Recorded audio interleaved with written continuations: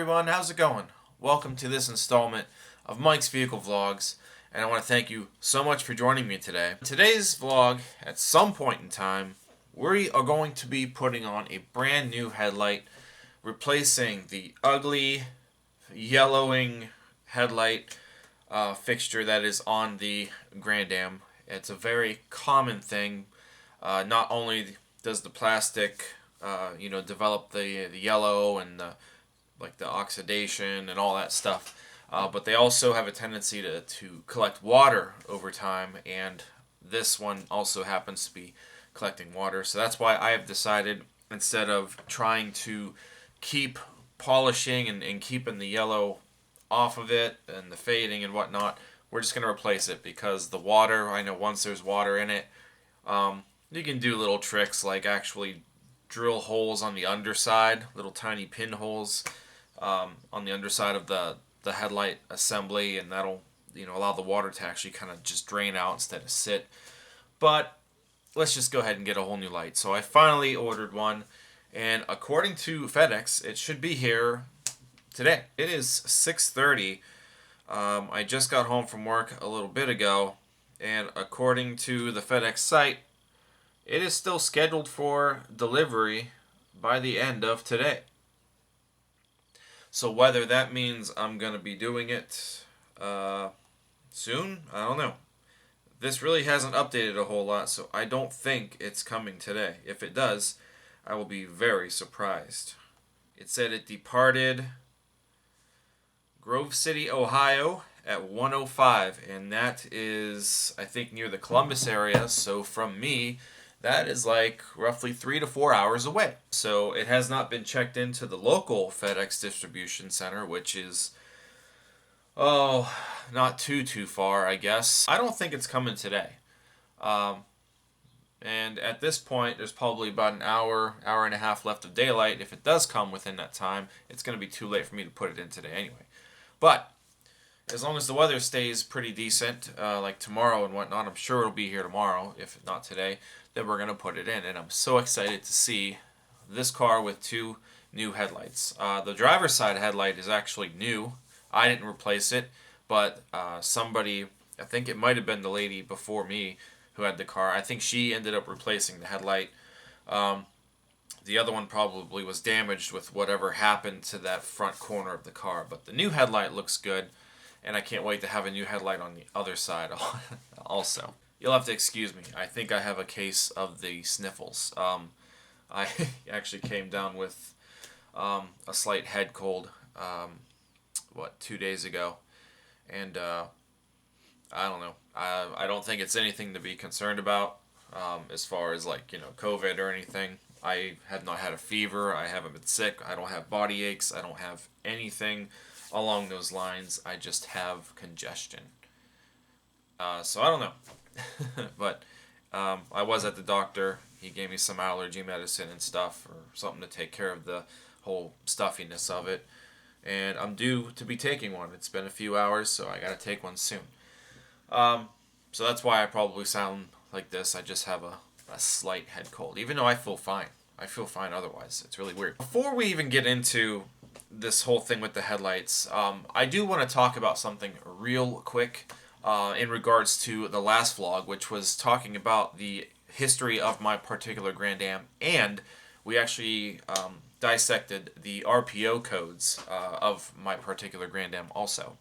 And the RPO codes, I don't know if everybody watching this understands what an RPO code is or whatnot, but an RPO code, depending on manufacturer, in this case GM, they have 3-digit codes with letters and numbers, and each particular 3-digit code represents an option or feature or a package or something that car was ordered and produced with straight from the factory. So if you don't have a window sticker, like I don't have the window sticker to that Grand Am. If you don't have a window sticker and you have a reliable resource to actually look at and dissect the RPO code, you can actually find out what options or packages your particular vehicle may have come with straight from the factory. And in this case, we actually learned quite a bit about my Grand Am. We did figure out, exact color options. I learned that my Grand Am is actually a light gray interior and not some faded black that faded over 18 years of its life. So, you know, little things like that. We found out what wheels were supposed to be on my Grand Am. The ones that are on it now are the same style of wheel, but the non-chrome version is what's on my Grand Am, and those were not offered at all for 2003 period. So somebody had removed the original 5-spoke chrome wheels that my Grand Am should have had and put the painted ones on from years past. Do I care? Not really, because I still love the style of wheel.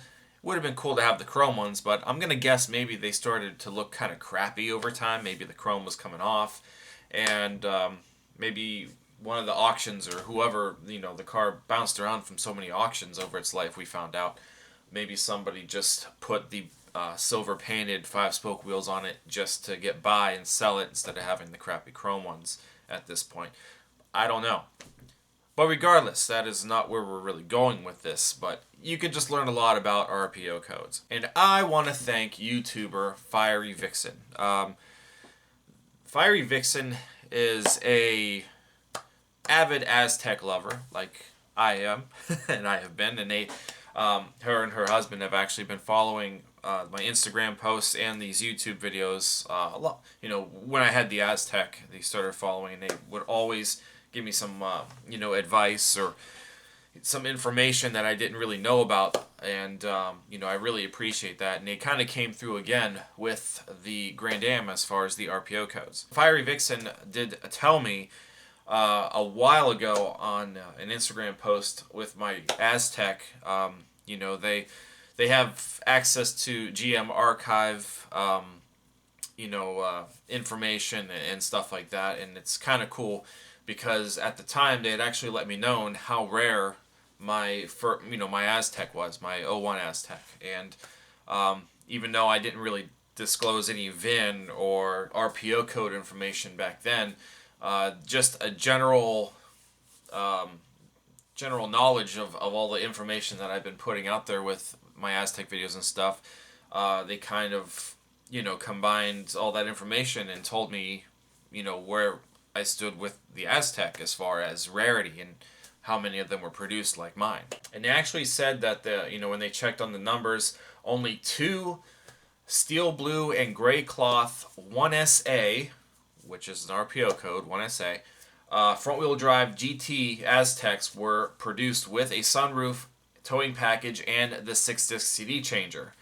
So I had one of 2, technically, that were ever produced in that, you know, that specific, that specific production. You know, so my Aztec, which I dearly miss, I really do miss it, was you know, kind of rare in its own way with just all of the options and features and the color combinations that it had. I had one of 2. That's pretty cool. So Fiery Vixen came back today with you know, a comment on the last video about the RPO codes and whatnot, and she actually gave me more information that her and her husband had actually, you know, looked into, because I, you know, put out all the RPO codes basically, and they were actually able to tell me how rare, you know, all the stats about my particular Grand Am is. So it just keeps getting more fascinating to me as far as like the history and stuff. Sorry for the lighting. My lamp, the bulb is burned out, so I can't turn this light on. You see the glow of the screen hit me in the face, and it's casting a weird look, and I'm sorry about that. So the first thing they mentioned real quick is the 4 RPO codes that I mentioned at the very end of the video. They are computer selected suspension, which is basically what the assembly line selected to be on your car. So it really wasn't anything that was useful for me anyway, I guess. So the 4 odd codes you refer to are computer selected suspension, which is just basically what the assembly line selected to be on your car. The one that I couldn't figure out, and this is a good point, was probably US 6.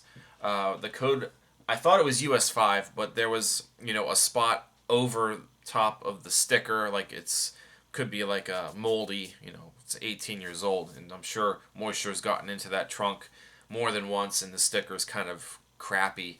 And there was that one code I couldn't figure out. I thought it was US 5. Could not find anything about US 5, so I skipped it. But they said it should be US 6, and that could also be the case. That could have been a 6, because the code for US 6 is the fixed painted antenna.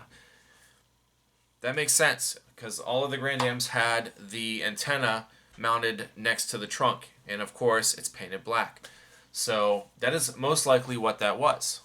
It was the RPO code for the fixed antenna. I'm very thankful for that information. Then they go on to say how they are also kind of confused about the wheels. They even wanted to know, am I positive that the wheel code was PY1 and not PY0? They actually want me to double check the code. They said, being a 1SA car, and we disclosed that, you know, my Grand Am is a 1SA equipped car. It would have had the PYO wheels, and I knew that.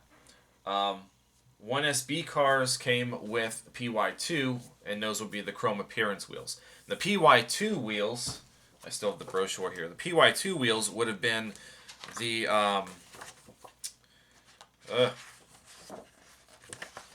PY2 would have been these wheels here. Those are the chrome, what do they call that? The Chrome Tech torqued wheels.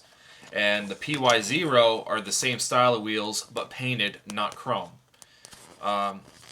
These are the PY1 wheels. That is what should have been equipped on my Grand Am, apparently, with the solid value package. And I think that's the only reason why the PY1 wheels were offered. The more I thought about it, it's specifically probably with that solid value appearance package.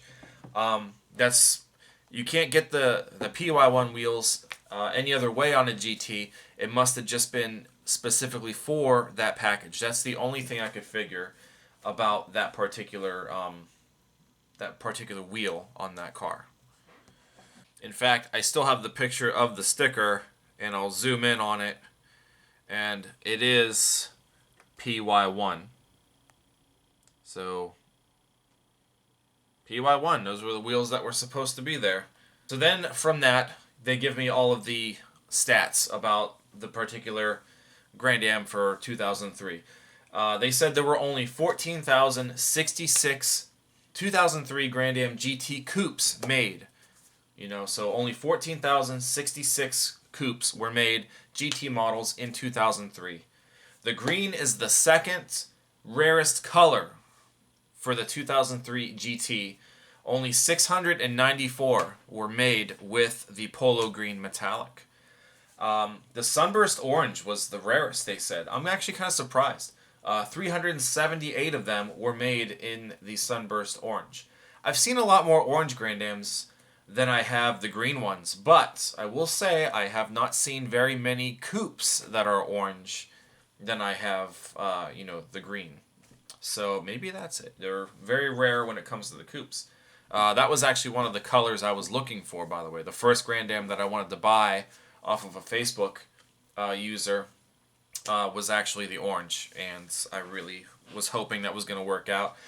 But they never got back to me, unfortunately. So all it needed was a steering rack. That's all that thing needed, apparently. Out of the 694 green Grand Am GT coupes for 2003, only 461 of them came equipped with the light gray cloth interior that mine has. And out of that 461 green Grand Am GT coupes with the light gray cloth interior, only 93 of them had the sunroof.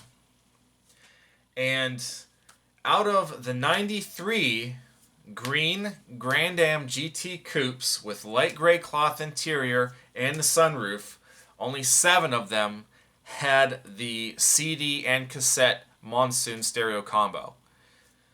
And then only 5 of those particular 7 were 1SA equipped cars. So my Grand Am is 1 in 5 that have been produced the way that it is. So maybe somewhere out there there are only 4 other Grand Am GT coupes for 2003 that are polo green metallic with light gray cloth interior, has a sunroof, the 1SA package, and the Monsoon CD and cassette combo. There's only 4 other ones out there. Maybe they're not even out there anymore. So I have 1 in 5. And I thought that that was actually a very interesting thing to find out. Not as rare as my Aztec, apparently, which was 1 in 2. But 1 in 5 is still pretty cool, and I wanted to share that in this vlog. Being as all of this RPO and stuff is still relevant because of the last video. So now that we got that out of the way, let's go ahead and hopefully this headlight will be here. I know for a fact it'll be here by the end of this video. I was really hoping it would be here by the end of today. And nothing's been updated. So I'll see you guys in a bit. Alright everyone, welcome back. So it has been about 24 hours since I last documented for this video. And our headlight came today. A day late. It's okay. I haven't opened it up yet, so I'm going to prop it up here on the car. We'll open it up and make sure that it looks good. And then, oh, it shouldn't take that long. We'll take the old one out and get the new one installed, and we'll see if it looks as good as this one. Of course, this one's pushed in weird because of the fender. There's really nothing I can do about that. But it's clear, and that's what we want the other one to look like. And not like poo.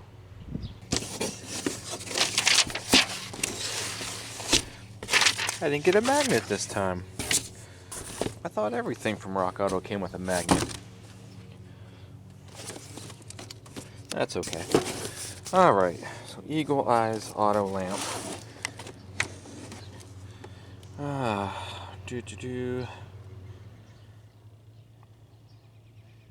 Okay, so I think it's a brand new one. I don't think it was like refurbished or anything.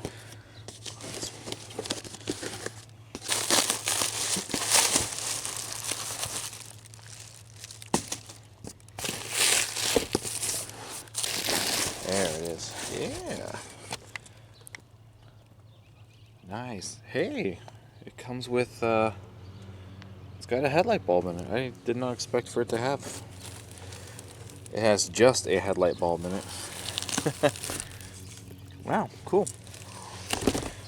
And this, now the one thing I did not think about was the adjustment, the leveling. And I don't know if I'll be able to do that tonight. I might be able to do that. I'll probably do it off camera. So that looks good. I'm happy with it. It's got plastic on it, so we'll have to take all the plastic off. Nice. Alright, so we'll just set that there for now.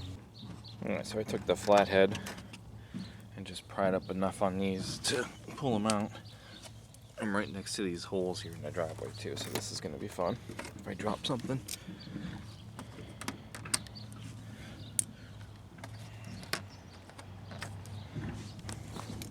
Okay, so I'll loosen up the front of it. We have to take the ram air shroud off again.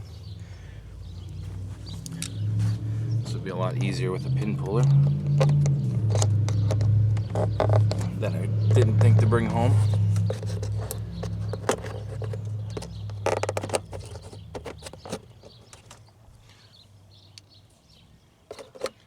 Oh, make sure you get them both.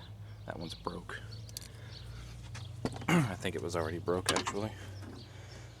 I'm actually missing a majority of the rest of the push pins that somebody had off at one time before I bought the car. Probably from whenever this was done here. So I got one more sitting here, I think.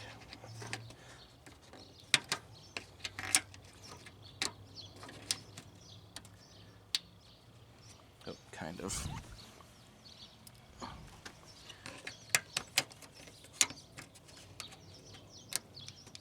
it's stuck. It's probably breaking. Oh.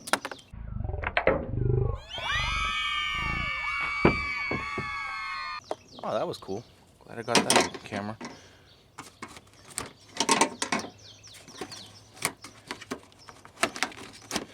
Okay, pull that out of here.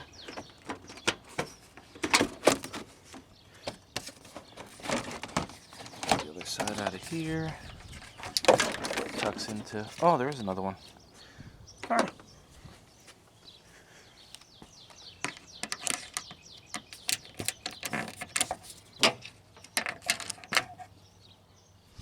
Try not to kick those away from me. Oh, that one broke. Yeah, it did. Oh. I really should figure out how to get some new ones. Alright. Set that there for now, and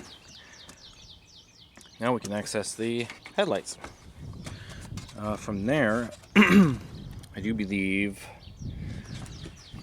we got to pull this toward the body of the car.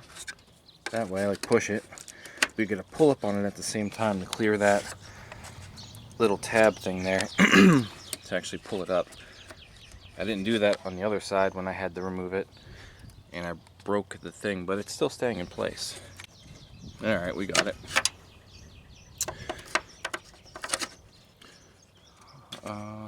And that one, yeah, so you see the headlight just pushed itself out. Might as well take that off so it doesn't fall out. I don't know if that one's going to come out. I think that one's going to stay there. Here we go.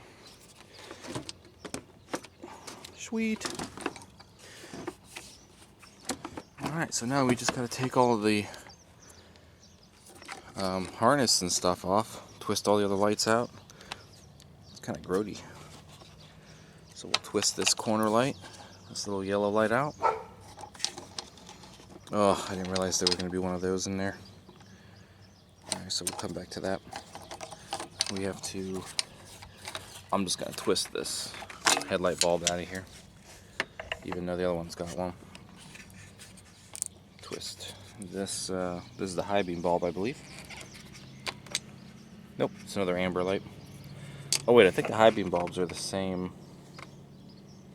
as that. Maybe this is a turn signal light here.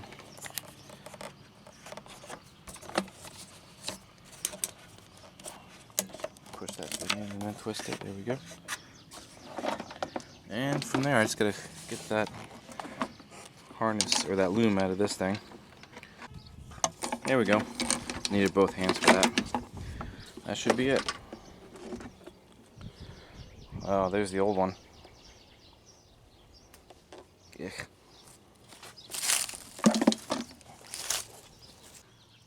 So here's a nice side-by-side comparison of the old and the new.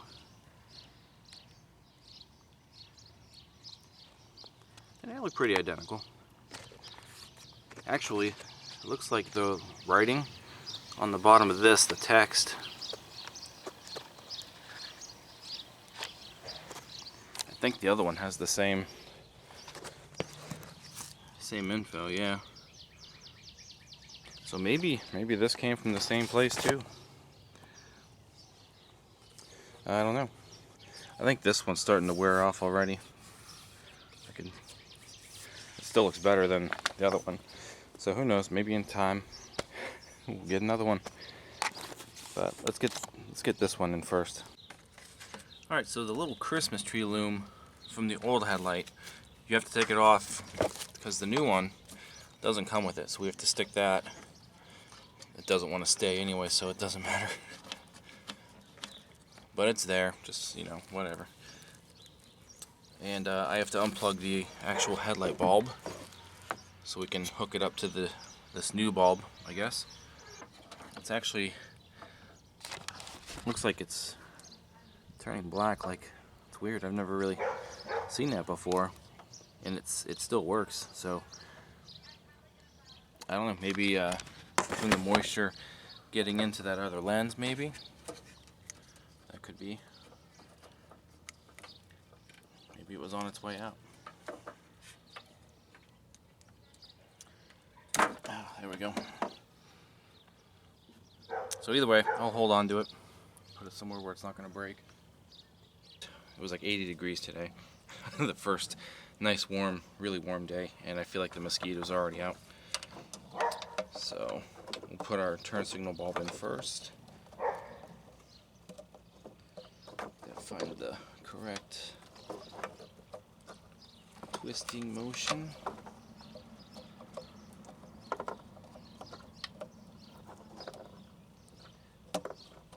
There it is. Okay. Twist that thing in, it's clicked in. The other little amber light. Twist that in. Next is the actual headlight. This connector looks pretty good. Wanted to make sure there wasn't like any kind of corrosion or anything in there. So that light's in. We need to plug in this other amber light on the corner. And try to put this thing in that loom. Even though it's probably going to pull itself out, but it's in there. Now this is always the fun part. Trying to get this thing back into those keyways. And I don't think it's going to happen first try. Alright.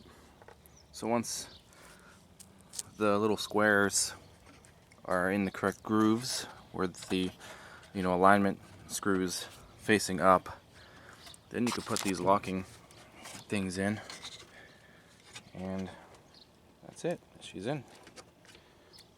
And I left the plastic on because I was pushing on it. Didn't want to leave, fingerprints everywhere. So these weather strippings, they're hard to keep in. They're always poking out. This end here looks just like the other end actually, sticking out. So it is what it is. All I know is it looks way better than it did before. So I guess before we finish putting everything together, we should probably make sure that all of our lights work. Alright, so we'll just turn the key over. It should be dark enough for auto lights, and it is. Turn that off. Okay.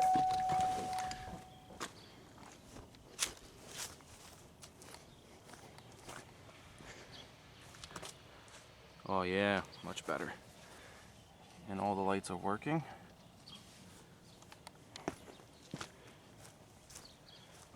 Check the turn signal.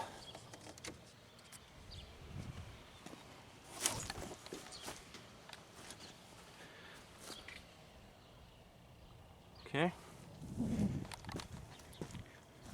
And the high.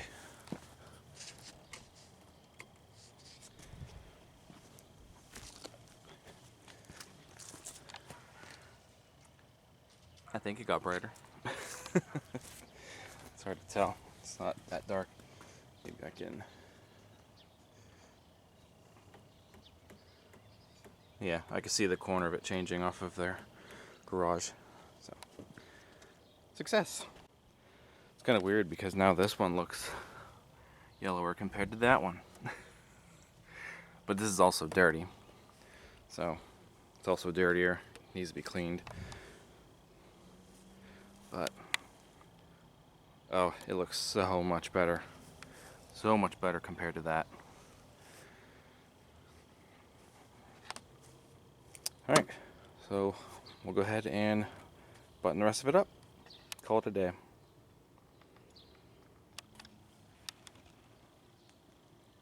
Alright, there we go. And surprisingly enough, the broken ones are actually still hanging in there. But I still would like to maybe replace those, at some point in the future. That's from This weird fender issue there. Alright. So that's it.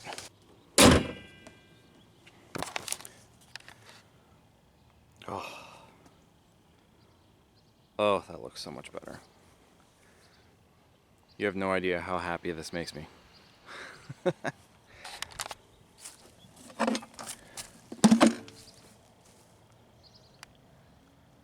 Oh yeah, I am so happy now.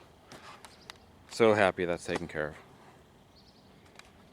Oh man, what an exciting vlog today, guys. Man, we learned so much more about my Grand Am in particular. And we got a new headlight for it. Wow, I am just, this whole vlog is just, I'm just exhausted from excitement of this vlog, man. Whew. Man, I'm ready to call it a night. I hope you guys enjoyed this vlog. If you guys did, you know what to do. Give it a thumbs up, comment, subscribe. Also, check out teespring.com/store/Mike's Vehicle Spotlight for all of your MVS and vlog merchandise. And that's pretty much it. Once it gets darker out there, maybe I'll take the Grand Am out and just to see, you know, how the leveling looks and whatnot. Hopefully it's not, you know, too bad. The driver's side headlight is really hard to you know, kind of configure because of the whole fender being pushed in and it messed up something there, and I honestly don't care. But yeah, you guys get the point. I will see you guys next time. I want to thank you for watching and take care. Oh, and again, special thank you to Fiery Vixen and her husband for finding out all the other information on the Grand Am. I appreciate it, and it made me excited also. So thank you so much again, and thank you for watching. See you guys.